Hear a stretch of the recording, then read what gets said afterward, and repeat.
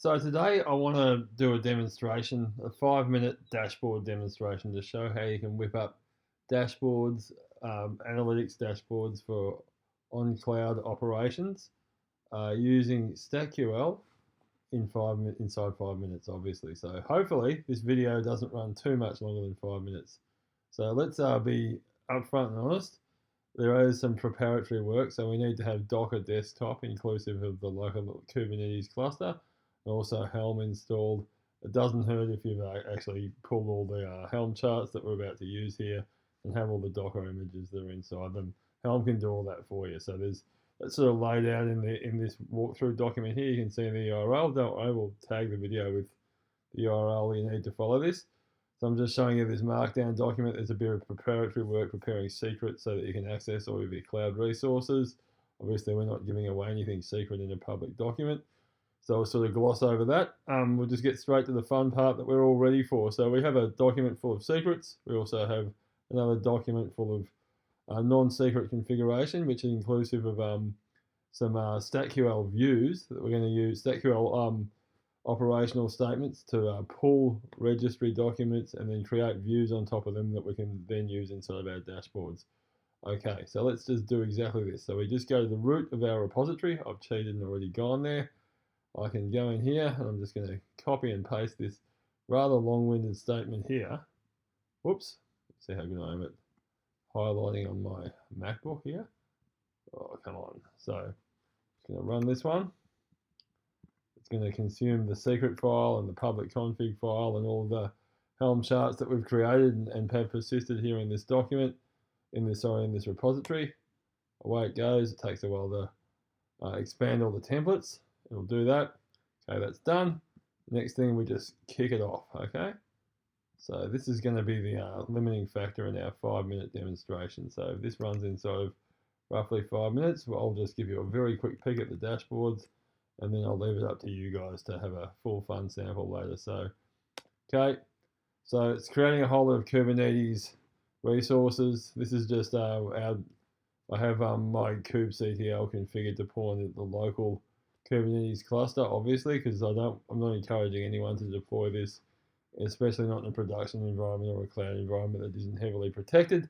We'll do future videos about productionizing all these workloads so that they can be safely shared in an enterprise approved sort of manner, and also in a secure manner. So we're not dealing with high security stuff here right now. I'm just talking about stuff that we're just going to run locally on our laptops, and we can certainly use this for all kinds of business type purpose goodness, but we certainly don't want to talk about productionizing and high level security, higher order security stuff just yet.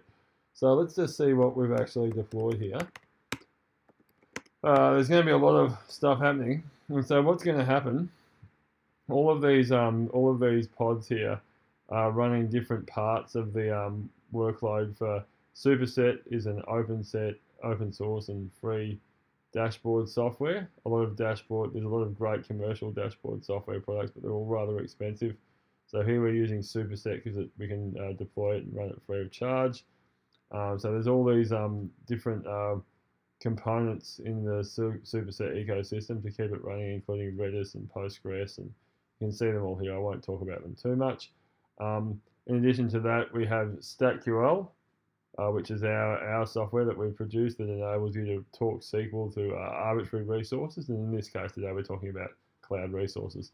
So the other thing we have is this primer, what I'll call it primer post init. So this is actually a process that basically hits the Superset API after StackQL has been prepared, after Superset's been initialized, and goes ahead and creates a whole bunch of objects inside Superset that enable you to basically run up a bunch of charts on a dashboard without having any human interaction. So let's see how that's going. All we need is one of these things, one of these primer post init jobs to actually run to completion, and then we're good to go. So far none of them have. So we'll give it another minute. Come on. Hopefully with a bit of luck, the very next one will. So the oldest is 50 seconds. Sorry, 29 seconds. Go, one ran, did not work. Come on. Still no. We haven't had another one run yet. Come on. Come on. Okay, so obviously here I'm starting to get a little bit nervous. We're just going to be massively transparent. So here's one that's running. We'll just see. I don't want to show you the logs. There's a bunch of debug stuff in there that's not ideal for sharing, so I'm not going to show it right now. Still running. Still running. It'll run for a while longer. Don't worry. I'll publish a version of this that does not have anything of even the vaguest interest inside the logs. This one looks like it's probably going to run through to completion, so we'll just give it another 5 or 10 seconds. And let's see how we go. Oh, it's still going. Dang it, sweet time. Completed, cool. So the initialization is completed. So now that means, in theory, and I haven't checked, I haven't cheated, I haven't peeked, everything should be good to go. So other thing the walkthrough says to do is to take a look at the services that are present. And we can see we've got this node port service here that enables us to look at the superset web server on the port on our local host. So we'll just go across here without any further delay. I've been doing all sorts of things today, so you can see my browser history today there, see what I've been up to. All kinds of things in the daily life of a software developer. So I need to log in using the password that is configured in my secret file that I alluded to before. Please work. Okay, so I'm in superset, right? Don't need any of this, go away. Okay, there's 2 dashboards. Long story short, this one's going to be empty. The IAM dashboard, that's empty. This one here should have a bunch of charts in it. Okay, these charts are now pulling data live from the cloud using the magic of StackQL. So just a few different things going on in here, and I don't know if you've got your timer out, if we've made the 5-minute limit or not. We'll see later on. But you know, just full radical transparency. We either made it in 5 minutes or we didn't. We couldn't be too far off. So just a few different things here. I've just this one here just exposes using a bit of a world map UI where all of the different subnets that are inside one of our own StackQL StackQL Google projects are sitting. So there we go. There's a couple in Australia. There's like 10 in America, 2 in Canada. There's other countries around, especially there's a bunch of countries. India's got 2. I think Japan's got 2. There's a heap of countries in Western Europe that have various numbers, and little old Belgium seems to have 3 right there. I suppose that's got something to do with the Eurozone and all that. So anyway, that's a bit of interest. With these ones over here, these aren't particularly well labeled, but I've just this Y and N stuff for this block storage and blob storage. I'm just looking at the blob storage is Google Cloud Storage buckets, and so one of our buckets is encrypted, and 6 of them are non-encrypted. And over here, this is the Google Compute Engine disks that we've created, and all 7 of them are unencrypted in for encryption, so could definitely make the UI a lot prettier.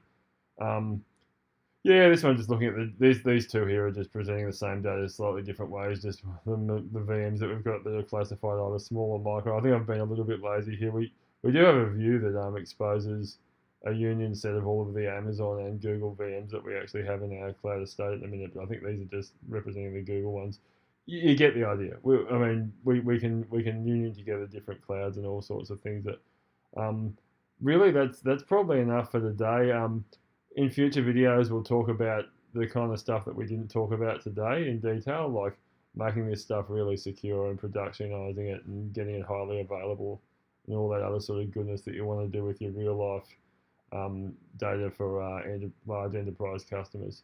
So that's it from me today. Any questions, just get in touch. I'll dump my email and links to all of this in the video tags, and yeah, please don't hesitate to get in touch, and thank you for listening.